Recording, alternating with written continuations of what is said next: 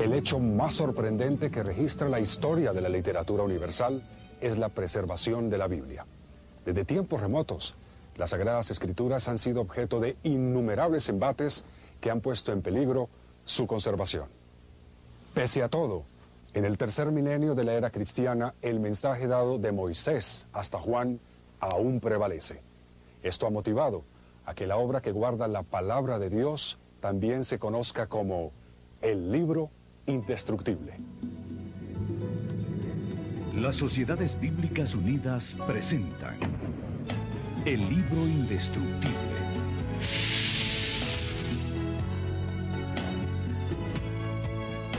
El propósito de Dios ha sido siempre mantener una comunicación clara y directa con su pueblo. Moisés fue el gran líder hebreo con quien el Señor hablaba y quien tuvo la labor de comunicar sus decretos y sus leyes al pueblo hebreo. A esos decretos, ordenados primeramente por Dios y luego escritos por Moisés, se les conoce como Decálogo o los 10 mandamientos de la ley de Dios.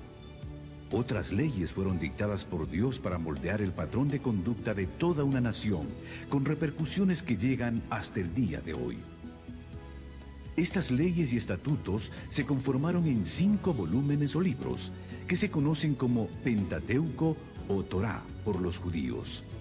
La palabra Torá, habitualmente traducida por ley, de acuerdo con su raíz hebrea, significa más bien guía o instrucción. Estos fueron los inicios de lo que hoy conocemos como la Biblia. Tomó 1500 años recopilar el texto que hoy tenemos. Sus escritores fueron reyes, guerreros, campesinos, profetas y hasta sacerdotes judíos.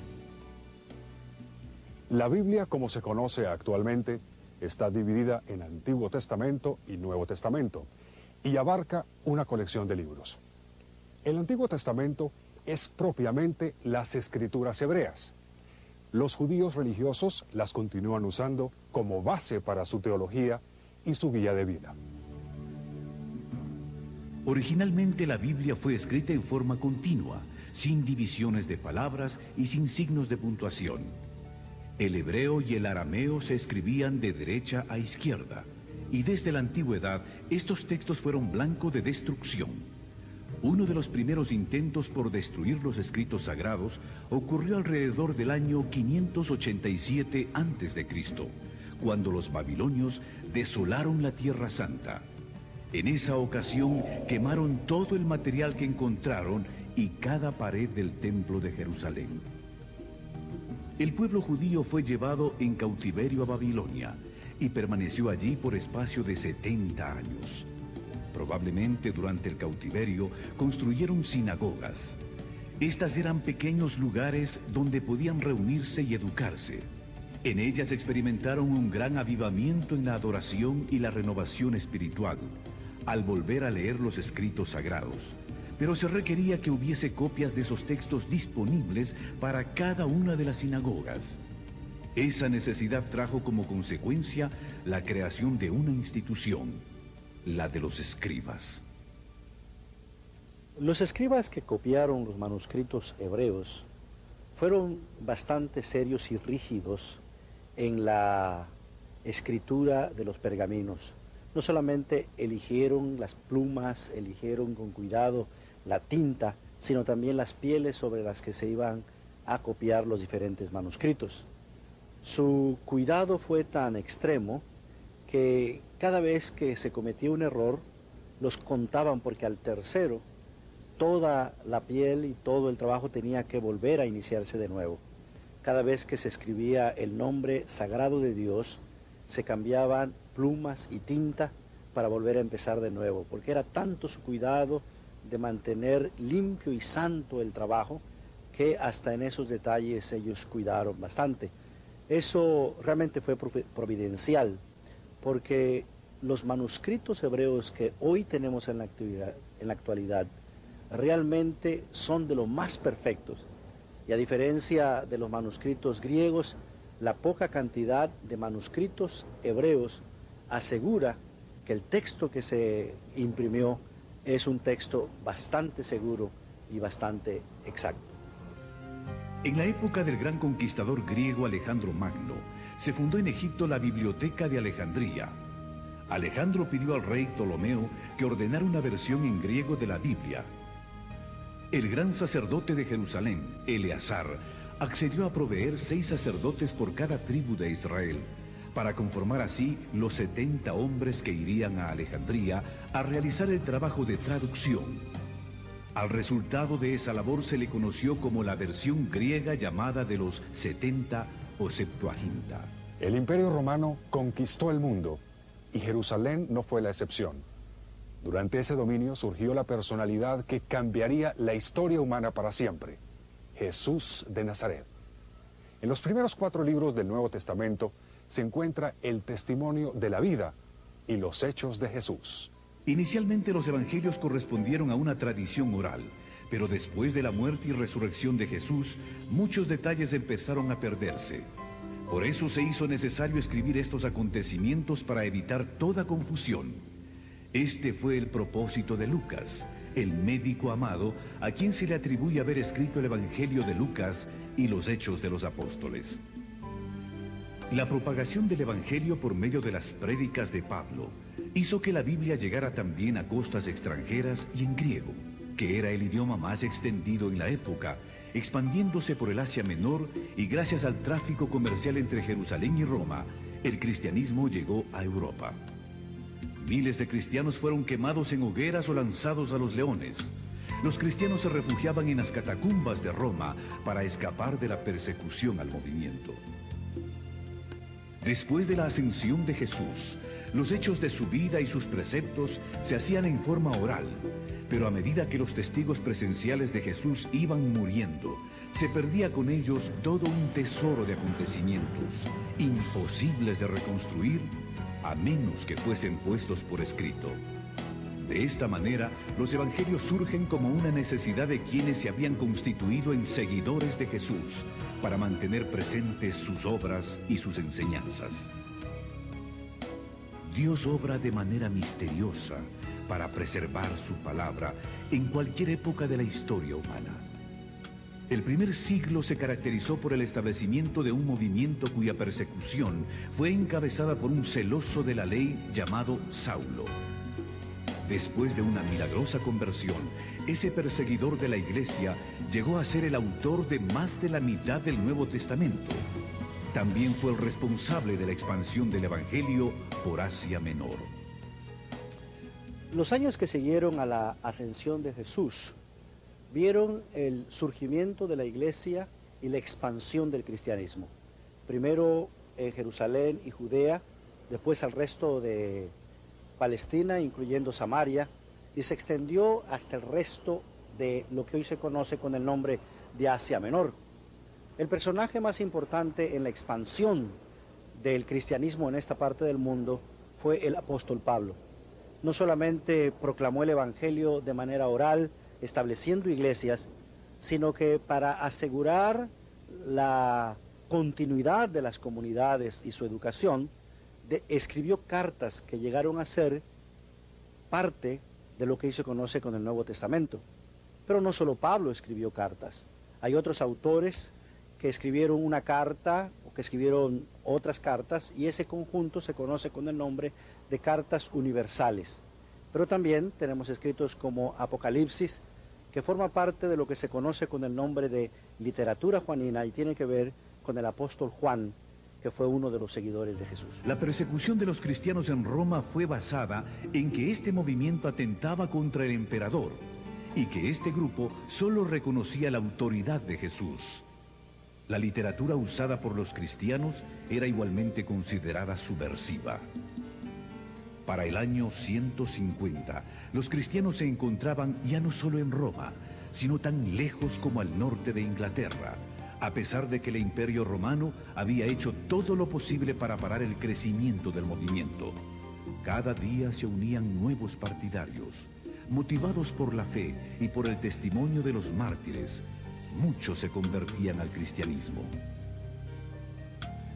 A pesar de la persecución iniciada por Nerón en el año 64 después de Cristo, el número de creyentes crecía y se expandía.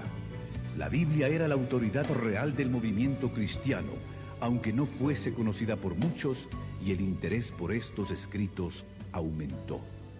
La figura de Constantino fue de suma importancia. Construyó iglesias y pagó salarios a pastores. Por su empeño en mantener la unidad, proclamó el cese de la persecución. Esta proclama se extendió por todo el imperio con la derrota de Lucino en el año 323.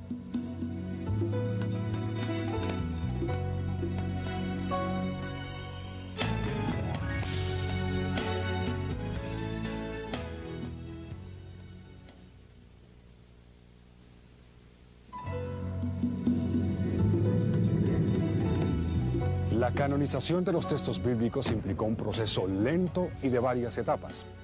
La palabra canon, con referencia a la Biblia, fue empleada por primera vez hacia el 360 después de Cristo.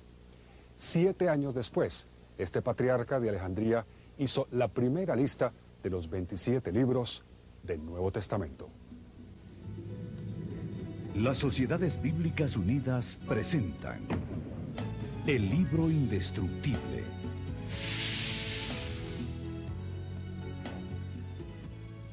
En el año 397, el Sínodo de Cartago dio su primera aprobación a los 27 libros. Con esto se reafirmaba la autoridad del Nuevo Testamento. Para el año 400, el latín se había convertido en una lengua importante para comunicar enseñanzas religiosas, por lo que se necesitaba una traducción confiable de las Escrituras. Jerónimo se mudó a Belén y se dedicó a traducir las Escrituras al latín. En el año 405 completó su misión. Su trabajo es conocido como la Vulgata, o Biblia de lenguaje común. El latín se convirtió en la lengua oficial de la Iglesia Católica Romana hasta este siglo. Cada nación protestante usó su propio idioma. El griego siguió como idioma oficial en el Oriente. Hacia el año 555, el Imperio Romano iba en decadencia producto de las invasiones de pueblos bárbaros como los germánicos, lombardos y muchos otros, quienes terminaron conquistando el imperio. Desde el siglo V, por mencionar una fecha, el Imperio Romano entra en una gran crisis debido a debilitamiento interno y también a la presión que ejercían las tribus llamadas normalmente bárbaras de las fronteras del imperio hacia afuera, que poco a poco se van infiltrando, se introducen dentro del imperio y luego esto favorece cuando la invasión militar de esas tribus se produce y el imperio romano cae. El año 476 se considera como símbolo del tránsito del mundo antiguo a la Edad Media, y esta Edad Media generalmente es considerada como una época de oscuridad, que es una caracterización, en mi opinión, falsa, pues aunque sí hubo ciertos problemas que se plantearon a ese respecto, sin embargo, la Edad Media fue también un foco de cultura, especialmente para transmitir la cultura antigua que llegara hasta el mundo moderno y de hecho hasta nuestros días. En este periodo se crean las universidades, primero a partir de las escuelas catedralicias y palatinas, con Carlomagno, y luego florecen las grandes universidades en varios países de Europa, Francia, Alemania, Inglaterra, España, y esos fueron centros de cultura. Cierto, no era una cultura popular, pero era el centro de cultura que iba a recoger y a crear para el mundo moderno. También a partir del siglo XI se produce un fenómeno muy característico de esta época, que son las cruzadas. Se creó un espíritu, especialmente en el mundo occidental cristiano, y un deseo de recuperar las llamadas tierras santas que estaban en manos de los turcos, de los musulmanes, y se consideraba que eso era casi un sacrilegio. Las cruzadas tuvieron épocas de gloria y épocas de catástrofe espantosa, pero al mismo tiempo facilitaron el tránsito de la cultura, del comercio, a lo largo de todo el territorio que va desde el occidente de Europa hasta la Tierra Santa, hasta el Medio Oriente. Esto también va creando el ambiente propicio para que ya, especialmente en la última parte de la Edad Media, comenzaran a preocuparse algunos cristianos por traducir textos bíblicos a idiomas, los idiomas modernos de aquella época, puesto que a partir de la traducción de San Jerónimo, conocida como la Vulgata, de la cual ya se ha hablado, el latín se convierte en la lengua oficial de la Iglesia, y la traducción de esa Biblia al latín, la Vulgata, era la traducción oficial que la Iglesia utilizaba para todos sus usos del texto bíblico. De tal manera que ya al final de la Edad Media se abre un mundo nuevo, se está preparando el Renacimiento y el comienzo de la era moderna, un mundo nuevo también para la traducción de la Biblia y para los estudios bíblicos. En el siglo XIV, John Wycliffe de Inglaterra, quien se considera el padre de la Biblia en inglés, sostenía que la Biblia contiene la revelación de Dios. Aseguraba que no se necesitaba ninguna enseñanza adicional por parte de la Iglesia ni de las autoridades. Wycliffe reiteró que la Biblia debía ser traducida al lenguaje del pueblo. La Biblia en inglés no era conocida en Inglaterra, puesto que se contaba con la versión latina de Jerónimo del año 405.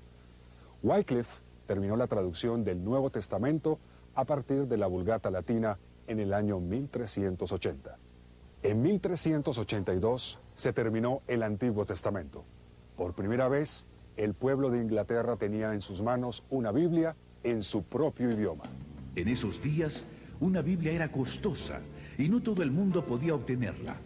Algunos daban las ganancias de un mes de trabajo para obtener una página de la Biblia. Con su aporte, Wycliffe había cambiado la historia de Inglaterra. Hasta el día de su muerte se mantuvo a la vanguardia, enfrentando a los poderes que mantenían al pueblo prisionero de una tradición religiosa impuesta por la fuerza. Las ideas de Wycliffe fueron tan temidas que después de su muerte, toda la literatura que había producido fue prohibida. Y aún más, John Huss, de Bohemia, un admirador de Wycliffe, murió quemado en la hoguera en el año 1415, condenado por el Concilio de Constanza. La indignación de la Iglesia fue tal que desenterró los restos de Wycliffe, los quemó y luego los arrojó en el río Swift. Una vez más, la Biblia era el eje central por el que los cristianos comprometidos estaban dispuestos a arriesgarlo todo, aún sus vidas, para que la palabra de Dios llegase a todo ser humano. Martín Lutero inicia un hecho que cuando lo realiza no debió haber tenido mayor significado. De hecho, ya había hecho algo semejante años antes y lo que él había hecho había pasado casi inadvertido.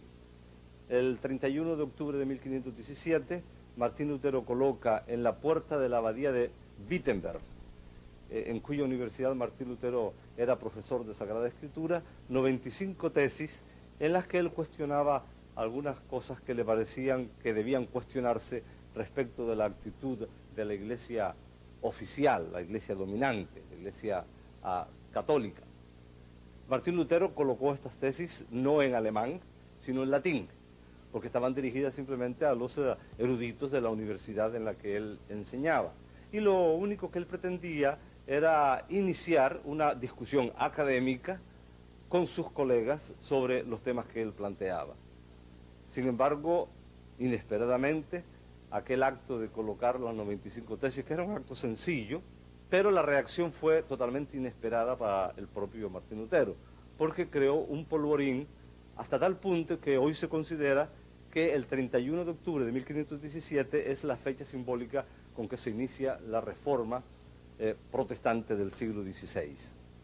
Entran en ejercicio los órganos supremos de legislación y de autoridad en el imperio, y en 1521 Martín Lutero es llamado a la Dieta de Worms para que se retractara de las doctrinas que estaban enseñando. Es famosa la frase, probablemente un poco apócrifa, legendaria, pero simbólica, en que Martín Lutero se planta frente a la Dieta y sostiene que a menos que le convenzan con el texto de la Sagrada Escritura en la mano de que él está equivocado, él no va a retractarse. Amigos de Martín Lutero lo secuestran literalmente cuando sale de la dieta, lo llevan al castillo de Wartburgo y eso que al principio podría parecerle a uno que fue también una especie de pequeña catástrofe, se convirtió en algo muy significativo. Porque mientras estuvo en el castillo de Wartburgo, Martín Lutero tradujo el Nuevo Testamento del griego al alemán, iniciando también de esta manera algo muy significativo, porque años más tarde termina la traducción completa de la Biblia y los especialistas en germanística señalan que esa traducción fue un hito muy, pero muy significativo en la formación de la lengua literaria de lo que hoy es el alemán. La traducción de Martín Lutero se convierte también en símbolo porque entonces comienzan también a producirse traducciones en las otras lenguas de la Europa de la época. Pero en 1529 fue derogado dicho principio y se prohibió la difusión de la religión evangélica. Entonces fue presentada una protesta formal. En la misma se afirmaba que en asuntos de religión cada quien debía seguir a su conciencia. De ahí el nombre de protestantes, con el que se conoció a los seguidores de Lutero, Zwinglio y Calvino. La primera Biblia en francés es la aparecida en 1535, en versión de Pierre Robert Olivetan, primo de Calvino. Lutero proclamaba que la única fuente de verdad era la Escritura.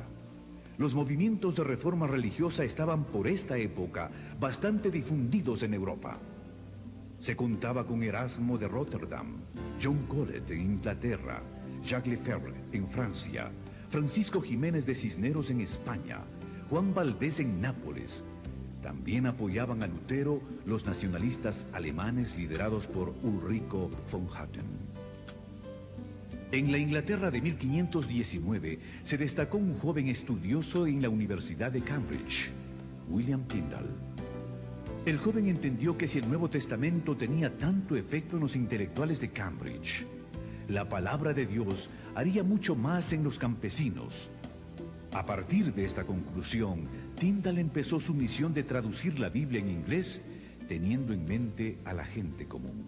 Tyndale tuvo que salir de Inglaterra para poder hacer su trabajo de traducción, porque en este país había prohibiciones de usar una Biblia que no fuera en latín. En 1524 viajó a Hamburgo para finalizar su traducción del Nuevo Testamento. Al igual que Lutero, Tyndale utilizó para su labor los textos griegos de Erasmo y la Vulgata latina, así como las traducciones hechas por Lutero al alemán. En diciembre de 1525, Tyndale imprimió el Nuevo Testamento e hizo los arreglos para introducirlo en Inglaterra de manera clandestina en sacos de harina. La llegada de la literatura en inglés fomentó el descontento oficial. Los problemas en la distribución empezaron cuando los Nuevos Testamentos tuvieron que ser introducidos en Inglaterra, usando diferentes vías como marinos mercantes y hombres de negocios. Las autoridades inglesas estaban activas. Arrestaban a todo aquel que encontraban con un ejemplar. La expectativa de poder leer la Biblia en inglés fue tan grande que la gente se arriesgaba a pesar de las amenazas. Cada libro de Tyndale que las autoridades encontraban era quemado. El obispo y el cardenal de Londres quemaron 158 cajas del Nuevo Testamento de Tyndale. Pero mientras en Inglaterra lo quemaban, cientos de ejemplares eran impresos en Alemania. Por espacio de 10 años, la destrucción sistemática del libro continuó en Inglaterra, y los difusores eran puestos en prisión o quemados en la hoguera. A pesar de que las autoridades hacían esfuerzos por parar el trabajo de Tyndale, este lo continuó desplegando fervientemente. Tyndale fue traicionado, arrestado y puesto en prisión en Bélgica por año y medio. Luego fue enviado a la hoguera. Otro hombre, Miles Coverdale, terminó el trabajo de traducción de la Biblia basado en el trabajo de Tyndale. Esta Biblia salió de la imprenta en 1535. 2 años más tarde, el rey de Inglaterra consintió en hacer uso de la Biblia en idioma inglés. La próxima medida fue que se colocara una Biblia grande en cada iglesia. En 1604 el rey James autorizó la traducción de la Biblia. Para lograrlo, juntaron a los 40 eruditos más destacados de Inglaterra, entre los que se encontraban los decanos de Cambridge y Oxford. Finalmente, este gran esfuerzo terminó siendo la Biblia de más distribución en el mundo de habla inglesa. La Biblia versión King James, que lleva el nombre en honor al rey. Definitivamente, este gran libro superó todo, los tiempos, las oposiciones, convirtiéndose en el libro indestructible.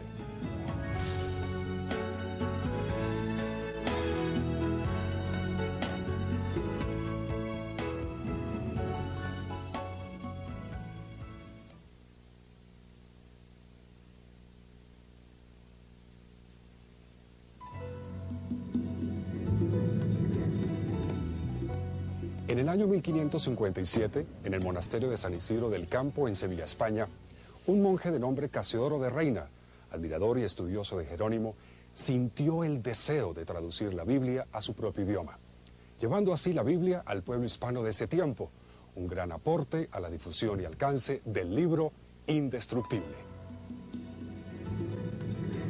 Las Sociedades Bíblicas Unidas presentan el libro indestructible.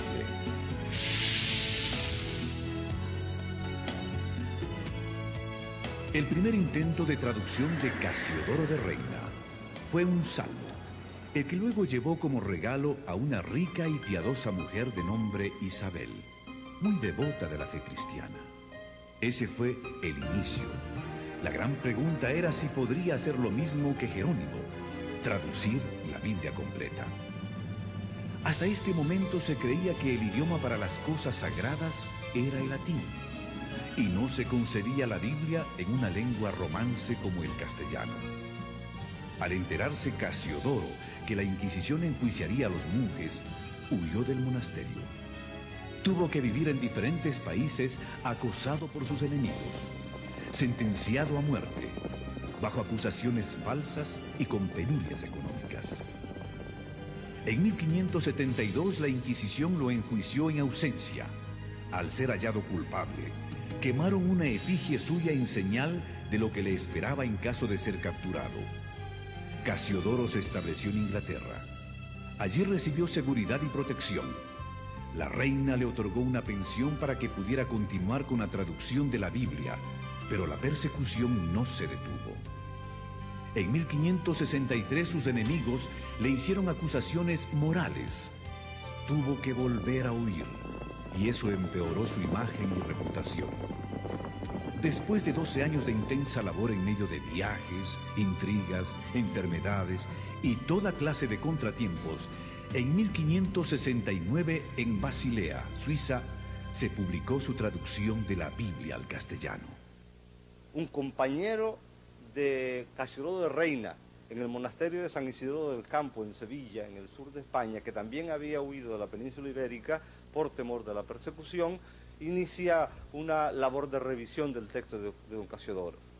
En la presentación que hace al inicio de su obra don Cipriano de Valera, habla muy elogiosamente de la obra de Casiodoro de Reina, señala que ya es imposible conseguir ejemplares y decide hacer la revisión para ponerla al día porque había habido algunos cambios en cuanto al uso del idioma, sobre todo, y algunos principios que había seguido un Casiodoro de Reina que Cipriano consideraba que debía cambiar. En 1602, en Ámsterdam, se publica lo que a mí me gusta llamar la primera auténtica y original Reina Valera, es decir, la primera revisión que se hace del texto de Reina por don Cipriano de Valera. La revisión de Reina Valera ha sido el texto bíblico más usado por las iglesias evangélicas de habla castellana, tanto en España como en Hispanoamérica y en otras partes donde se usa nuestro idioma. El texto revisado por don Cipriano de Valera, por supuesto, en 1602, fue sometido a diversas revisiones a lo largo de los siglos, muchas de ellas muy poco conocidas, y luego cuando se forman las primeras sociedades bíblicas y después, posteriormente, las Sociedades Bíblicas Unidas, se hacen las revisiones más conocidas en el día de hoy. La de 1909, publicada por la Sociedad Bíblica Británica y Extranjera, es la Biblia con la que yo me eduqué en la fe. La de 1960, que es la de más amplio uso en la actualidad, y la de 1995, la última revisión hecha por Sociedades Bíblicas Unidas, que ha entrado en circulación entre el pueblo cristiano del mundo de habla hispana hace varios años. La persecución en Europa llevó a un grupo de puritanos a convertirse en peregrinos que después emigrarían de Ámsterdam a Inglaterra, buscando la manera de salir hacia nuevos horizontes.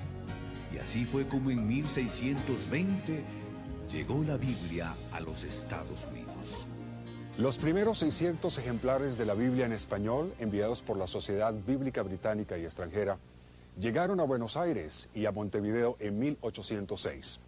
Entre 1804 y 1807 se imprimieron 20.000 ejemplares del Nuevo Testamento en portugués, que marinos y comerciantes distribuyeron en las costas de Brasil. Entre los años 1808 y 16 se repartieron en las Indias Occidentales, Honduras y las Guyanas 4.000 ejemplares de la Biblia y 11.500 Nuevos Testamentos en español, francés, inglés y holandés. Comerciantes, viajeros y piadosos capitanes de barcos también diseminaron ejemplares del texto sagrado por las costas de América Latina. Parece que las primeras sociedades auxiliares para la distribución de la Biblia en América Latina fueron las organizadas en 1818 entre los negros de Barbados y Bermuda. 4 años antes de la liberación de los esclavos en el Caribe, se publicó una edición bilingüe del Nuevo Testamento en dialecto africano e inglés, que fue destinada a los misioneros moravos en Surinam. De ella se realizaron subsecuentes ediciones hasta 1889. Sin lugar a dudas, el misionero más dedicado a la obra de la distribución de la escritura en este periodo fue James Diego Thompson. Viajó por iniciativa propia a América Latina para promover el método lancasteriano de educación, usando la Biblia como texto principal. Desde 1818 estableció escuelas y distribuyó la palabra de Dios en Argentina, Uruguay, Chile y Perú, antes de servir como agente de la Sociedad Bíblica Británica y Extranjera en Ecuador, México, el Caribe y Canadá. Por fin la Biblia había llegado a las Américas. La versión conocida como Reina Valera comenzó a afianzarse en el territorio de habla hispana. Pero la labor no concluía ahí. Había que traducirla a los diferentes idiomas que se hablan en el continente y mantenerla actualizada de acuerdo a los cambios propios de cada idioma. Este texto pretende poner el texto de Reina Valera acorde con el uso de la lengua a fines del siglo XX y principios del siglo XXI, puesto que el texto anterior de 1960 tenía muchas características que eran propias de la época cuando se hizo esa revisión, pero que no calzan en la actualidad muy bien con la manera como nosotros usamos hoy el idioma.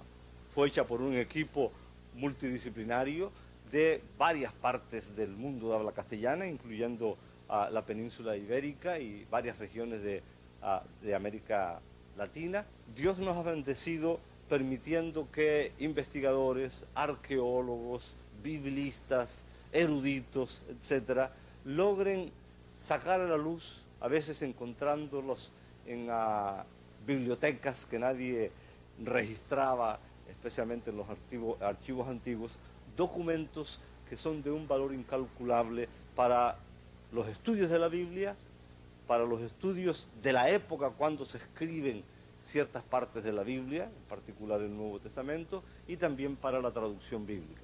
Me refiero a los documentos de Qumran, que salen a la luz los primeros en 1947 y que poco a poco va revelando que no se trataba solamente de unos pocos documentos en una cueva allí en Qumran, cerca del Mar Muerto, sino que esparcidos en 11 cuevas distintas se encontraron muchas tinajas que contenían manuscritos bíblicos que permitieron a los permitieron y permiten a los especialistas conocer más de la época del Nuevo Testamento, de la época en que vivió a Jesucristo, porque se calcula que esos documentos corresponden a esa época, cuando fueron escritos, y que probablemente fueron escondidos allí para librarlos de los ataques romanos, que van a concluir con la destrucción del Templo de Jerusalén.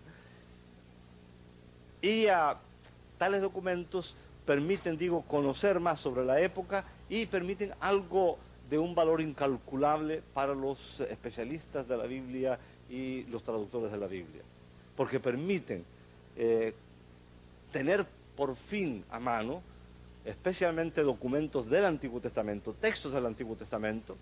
Probablemente el más conocido de todos ellos es el rollo de Isaías, que antecede en muchos siglos a los documentos más antiguos que se tenía hasta entonces del Antiguo Testamento.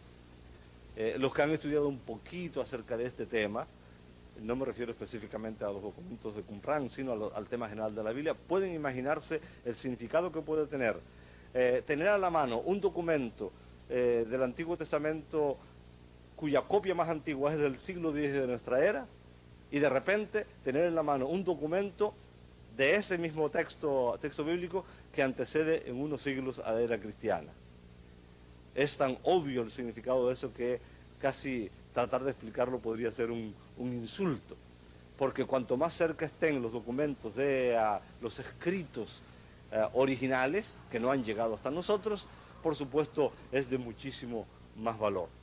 Los manuscritos descubiertos preceden en siglos a los que se tenían para estudiar, comprender y traducir el texto hebreo.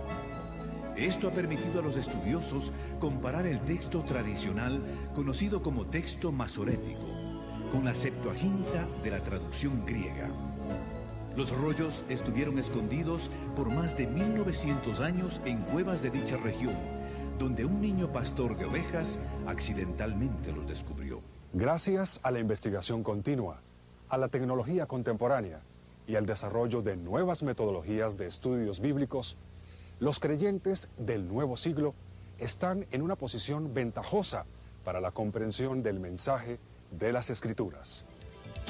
La expansión de las comunicaciones vía satélite, por computadoras, telefonía celular, el fax y la internet abre nuevas puertas para que la palabra de Dios llegue a cada rincón del planeta. La intención de Dios es que su palabra llegue a cada ser humano.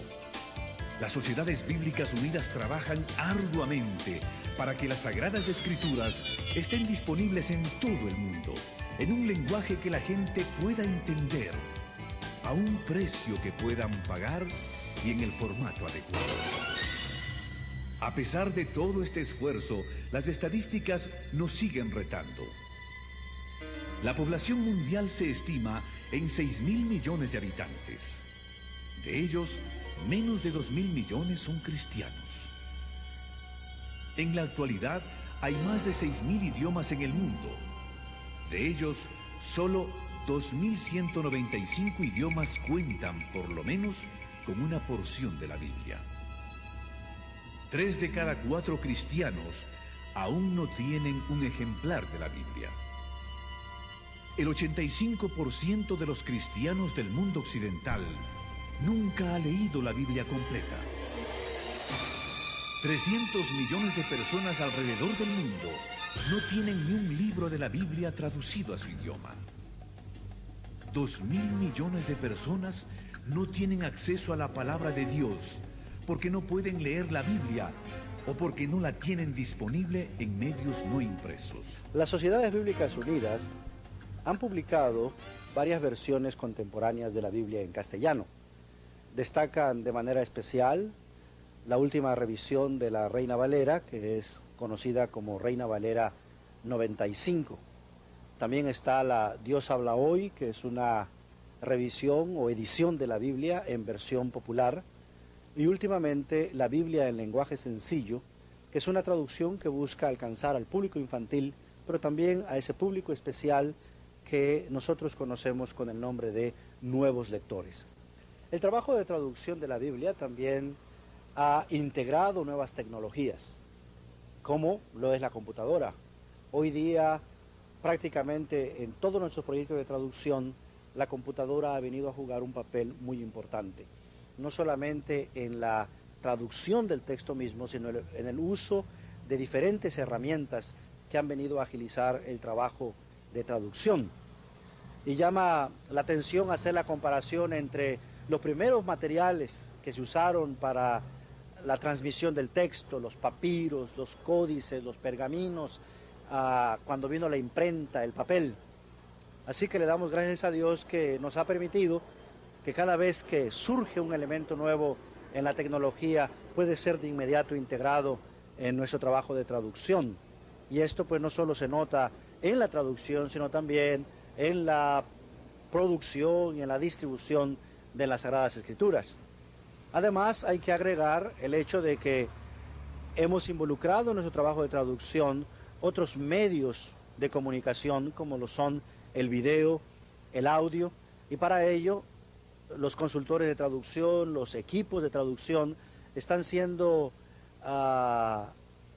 ayudados, entrenados al uso de esta nueva tecnología, de cómo traducir la palabra de Dios, enfatizando la oralidad del texto, o en el caso de los videos, todo el tipo de trasfondo, de materiales visuales que tienen que ser integrados, pero que reflejen de manera fiel el mensaje de la palabra de Dios.